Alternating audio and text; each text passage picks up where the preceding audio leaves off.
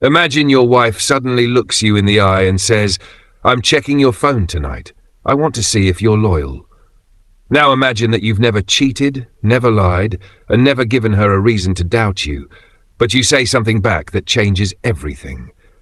That night, my entire marriage flipped upside down, because sometimes the one doing the accusing is the one hiding the biggest secret. My name's Ryan.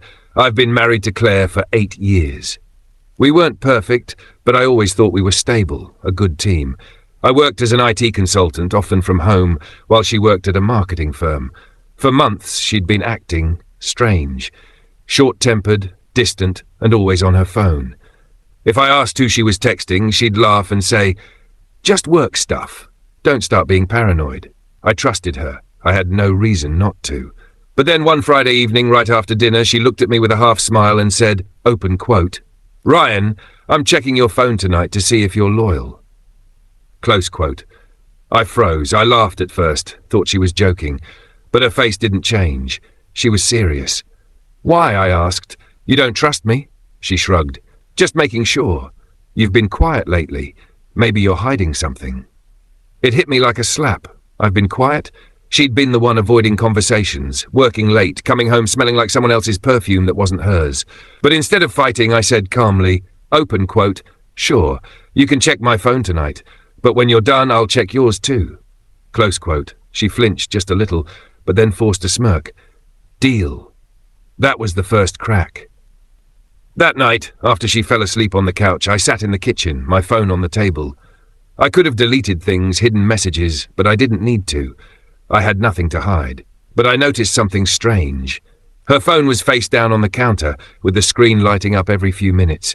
Each notification preview said, "Message from Kay."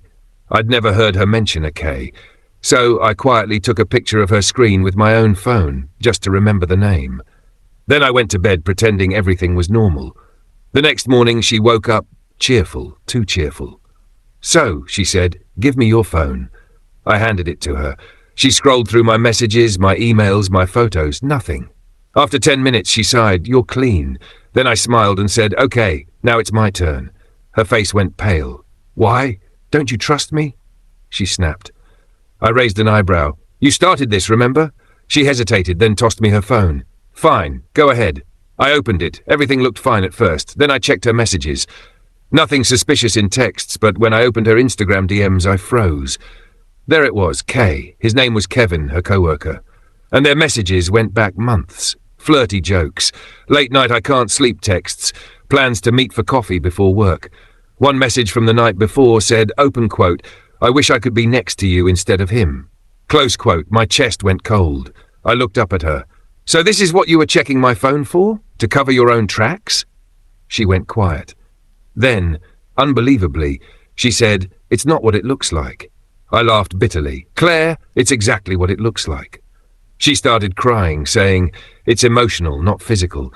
I just needed attention." That was it. The moment I realized she didn't care about me, just her ego. I didn't shout, I didn't argue, I simply said, open quote, "You don't need to check my loyalty again. I'm done proving it." Close quote. I packed a small bag and left the house that night. I went to stay at a friend's place and called a lawyer the next day. Over the next few weeks, she kept trying to reach me. Emails, texts, voicemails, all filled with excuses. I was lonely. I made a mistake. It didn't mean anything. But when the divorce papers arrived, she finally understood I wasn't playing games anymore. The final time we spoke, she said, "You didn't even fight for us." I replied, open quote, "You made me prove I was loyal. You just proved you weren't worth it." Close quote. A few months later, I saw on social media that Kevin had quit the company and moved away. Apparently his wife found out too. Claire lost everything, her marriage, her job, and her reputation at work. And me? I built my peace back piece by piece, got my own place, reconnected with old friends, and focused on being better, not bitter. Because sometimes the best revenge isn't exposing a cheater. It's living a life they'll never get to be part of again. If you liked the video, please subscribe and turn on notifications.